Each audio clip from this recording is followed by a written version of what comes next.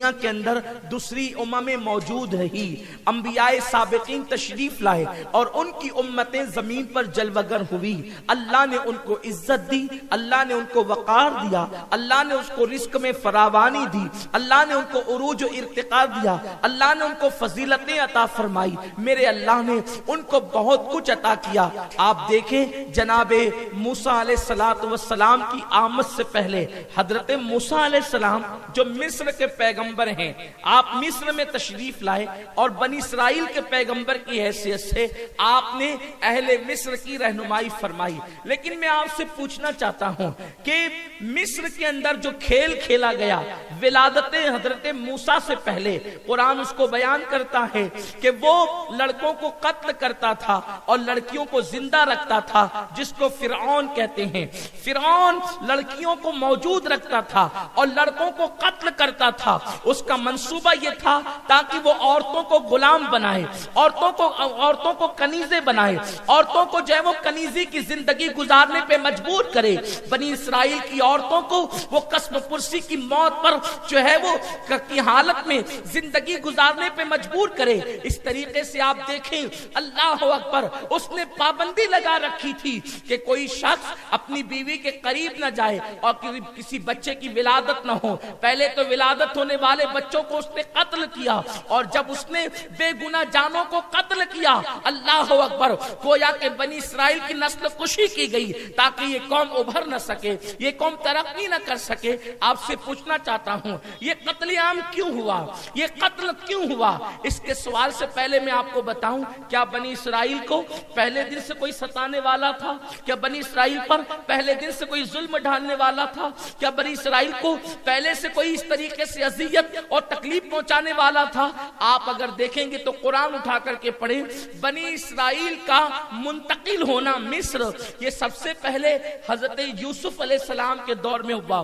جناب یوسف علیہ السلام جو ہے وہ مصر پہنچے ہیں، جس حالت میں بھی آپ حضرت یوسف علیہ السلام کی زندگی مجھ سے سن چکے ہیں، اس کی سی ڈی موجود ہے، آپ اس کی طرف رجوع کر سکتے ہیں۔ میرے پیارے آقا علیہ السلام کے پیارے دیوانوں، حضرت یوسف علیہ السلام مصر تشریف لے گئے، اللہ نے ان کو مصر کی بادشاہت عطا فرمائی۔ پہلے آدمی حضرت یوسف علیہ السلام جو مصر گئے ہیں بنی اسرائیل میں سے، اور جب آپ مصر پہنچے تو مصر میں اللہ نے آپ کو بادشاہت عطا کی، تخت و تاج عطا کیا، اور یوسف علیہ السلام کے بعد آپ کے بھائی بھی جو ہے وہ مصر پہنچے، حضرت یعقوب علیہ السلام، جن کا لقب ہے اسرائیل، اور انہی کی اولاد کو بنی اسرائیل کہتے ہیں۔ میرے آقا علیہ السلام کے دیوانوں، تو اس طریقے سے بنی اسرائیل مصر پہنچے۔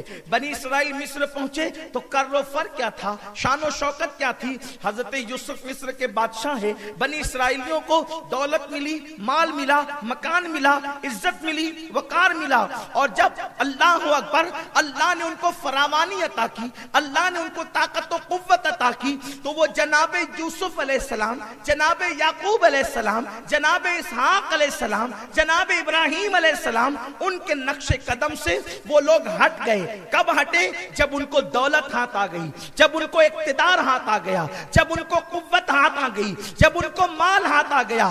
حضرت یوسف علیہ السلام کا تقوی ان کی زندگیوں کے اندر موجود نہ رہا، حضرت اسحاق علیہ السلام کی خشیت ان کی زندگی کے اندر موجود نہ رہی، حضرت ابراہیم علیہ السلام کا اخلاق ان کے اندر موجود نہ رہا۔ وہ دولت کے نشے میں انہوں نے انبیاء کے پیغام کو بھلا دیا، دولت کے نشے میں انہوں نے نبیوں کی وراثت کو ضائع کر دیا، دولت کے نشے میں گم ہو کر انہوں نے رب کے خدا خانوں کو آباد کرنے کی بجائے انہوں نے اللہ رب العزت کی عبادت گاہوں کو ویران کر دیا۔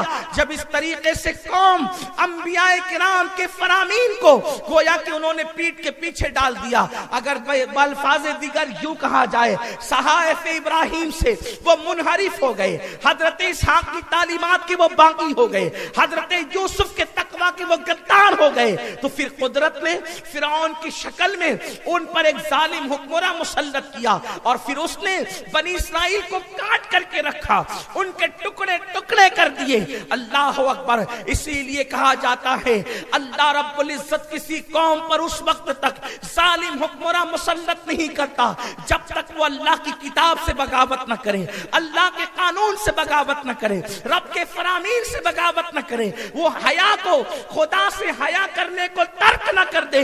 میرے رسول نے ارشاد فرمایا حیا ایمان کا حصہ ہے, اور جب اللہ کسی قوم کو, کسی بستی کو تباہ کرنا چاہتا ہے تو پہلے ان سے حیا چھین لیتا ہے. حیا کا مطلب کیا ہے کہ وہ رب تبارک و تعالیٰ سے حیا کرنا چھوڑ دیتے ہیں. جب لوگ حیا کرنا چھوڑ دیتے ہیں اللہ سے, یعنی اللہ سے ڈرنا چھوڑ دیتے ہیں, رب سے خشیت, رب کی خشیت ان کے دلوں سے نکل جاتی ہے, تو پھر بستیاں تباہ ہوتی ہیں, آبادیاں ویرانوں میں تبدیل ہوتی ہے. میرے پیارے آقا علیہ السلام کے دیوانوں, پھر بستیاں, آبادیاں قبرستانوں میں تبدیل کر دی جاتی ہے. اللہ اکبر. جب اسرائیلی اللہ کے فرامین کو پیٹ کے پیچھے ڈالتے ہیں تو اللہ ان پہ فرعون کو مسلط کرتا ہے, اور فرعون ان کے بچوں کو کاٹتا ہے, ان کے مردوں کو غلام بناتا ہے, ان کی عورتوں کو کنیز بناتا ہے.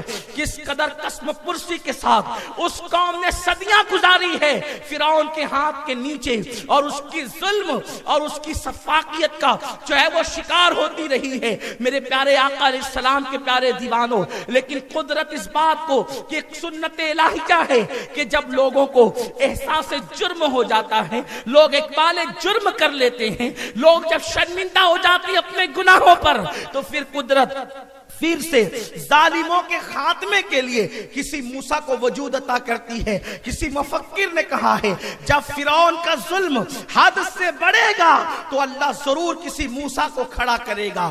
جس وقت نمرود کا ظلم حد سے بڑھے گا تو قدرت پھر کسی ابراہیم کو کھڑا کرے گی. یعنی اب ابراہیم تو نہیں آئیں گے لیکن کردار ابراہیم لے کر کوئی آئے گا. موسیٰ تو تشریف نہ لائیں گے لیکن کردار موسیٰ لے کر کے کوئی آئے گا. اللہ اکبر.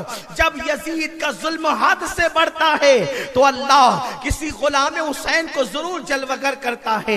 میرے آقا علیہ السلام کے پیارے دیوانوں, یہاں سے لے کے وہاں تک میرے آقا علیہ الصلوۃ والتسلیم کے غلاموں, جتنے میرے نوجوان موجود ہیں, میں ان سے سوال کرنا چاہتا ہوں.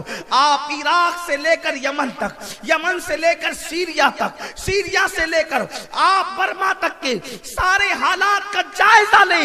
یقیناً آپ میری بات کو غلط رنگ مت دیجئے گا. میں ہمدردی کرتا ہوں ان کٹنے والے مسلمانوں سے, مجھے ہمدردی ہے ان لٹنے والے مسلمانوں سے, لیکن آپ کو ایک بات کہتا ہوں, کیا ان ممالک کے اندر اللہ کے قانون سے بغاوت نہ ہوئی؟ کیا ان ممالک کے اندر رب تبارک و تعالیٰ کے فرامین کو پیٹ کے پیچھے نہ پھینکا گیا؟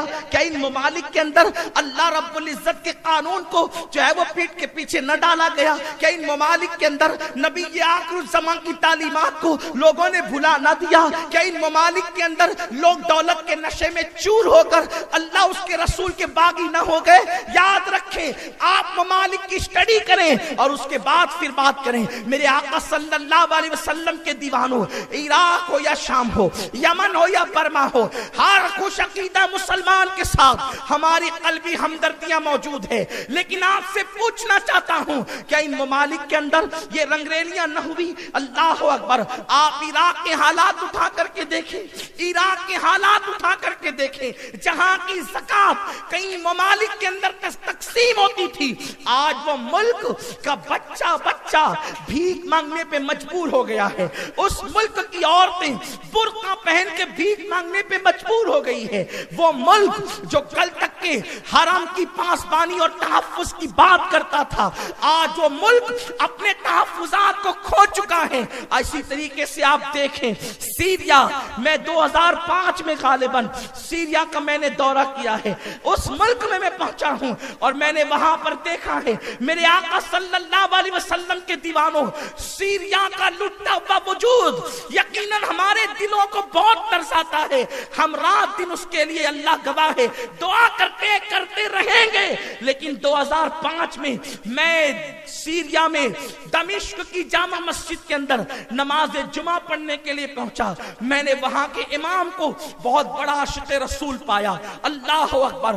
اس کے وجود سے, اس کے چہرے سے, اس کے خطاب سے, اللہ اکبر, لفظ سے عشق رسول کے چھلکتے جام محسوس ہوتے تھے، لیکن اللہ اکبر، میں نے چھوٹے سے ذہن نے محسوس کر لیا تھا کہ سیریا بہت جلدی تباہ ہوگا۔ واللہ یہ میں کوئی اپنی طرف سے یعنی ہوا میں گرا نہیں لگا رہا ہوں، یا اس طریقے سے آپ کے مجمع میں میں یوں ہی بات نہیں کر رہا ہوں، میں نے محسوس کیا تھا کہ یہ زمین بہت جلدی تباہ ہوگی۔ 2005 میں مجھے اس کا احساس ہو گیا تھا۔ اس کی وجہ یہ تھی کہ جب نماز جمعہ کے لیے میں مسجد میں پہنچا، پہلے ہی پہنچ گیا تھا، وہاں کا انداز مجھے بہت اچھا لگا، میرے دل کے تار کو بلکہ عشق کے تار کو گویا کہ ایسا لگا کسی نے چھیڑ دیا ہو۔ اذان سے پہلے وہاں پہنچے، سلطان صلاح الدین ایوبی نور الدین زنگی کے مزار پہ حاضری دی، اور پھر ارادہ یہ تھا حضرت یحییٰ